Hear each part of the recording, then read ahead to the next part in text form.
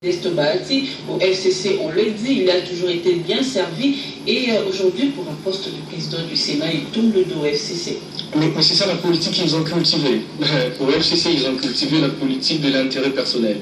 C'est ça, c'est du haut de là que je m'y mets. Ils se battent entre eux, ils s'entretuent pour des postes. C'est ce qu'ils ont cultivé.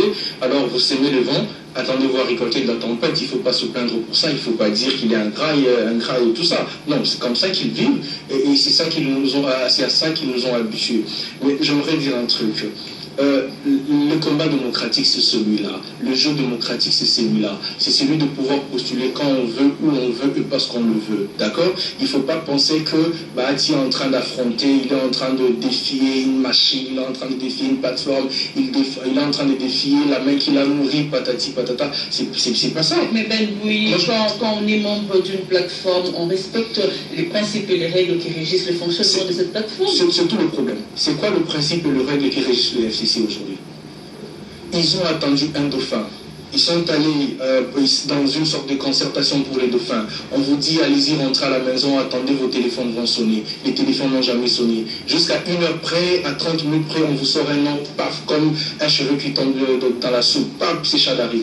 On attend pour l'Assemblée nationale. Il n'y a pas de concertation, il n'y a presque rien. C'est encore quelqu'un qui décide. C'est cette autocratie-là, c'est cette façon de décider unilatéralement qui a été défiée par Bahati. C'est cette façon de décider unilatéralement, cette façon de ne pas considérer les avis des autres. C'est à ça que se lève Bahati. Et là encore, c'est un modèle, n'est-ce pas? C'est un modèle de démocratie, j'ai envie de dire. Parce que c'est quelqu'un qui décide. Peut-être un peu en retard, donc mais ça, été servi, il ne tournerait pas les dos. Ça, je le dis, et je ne le dirai jamais assez. Le peuple n'a pas son compte là-dedans. Dans le combat Bahati contre le FCC, le peuple n'a aucun intérêt dedans. C'est un intérêt personnel que Bahati est en train de poursuivre. Mais encore une fois, je vous l'ai dit, je préfère un sorcier qui préfère énoncer que celui qui ne veut pas. Mais je vais dire un truc. Bahati a un autre avantage. C'est que Bahati n'a du sang que celui qui coule dans ce veine. Tambo Bamba, ce n'est pas le cas. Georges Fundi peut se battre comme un beau diable pour défendre Tambo Bamba, mais il n'en sera rien.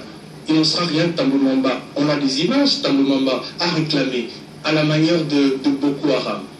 Il a revendiqué avoir abattu un avion militaire. C'est plus de 236 personnes de vue innocente. Qu'il soit rapporteur, porte-parole, chargé de communication, quoi que vous voulez, il fait partie de cette chaîne de commandement-là. Il fait partie de ces gens-là qui ont abattu cet avion militaire. Et Tambo Bamba a du sang sur le main. Ce n'est pas le cas de Bahati. Bahati a beau être un criminel économique, mais ce n'est pas le cas pour Tambo Bamba. C'est encore autre chose. Madame Rita, vous avez souligné tout à l'heure, ce que j'ai dans une tribune que je fais, je crois, hier, il n'y a pas que ça. Nous cultivons les valeurs démocratiques et républicaines. Qui a oublié déjà l'affaire mercenaire contre Moïse Katumbi? Une affaire montée de toutes pièces par Alexis Tamomaba, ministre de la Justice. Qui a oublié les insultes profanées contre les journalistes? Qui a oublié l'acharnement contre les prisonniers politiques?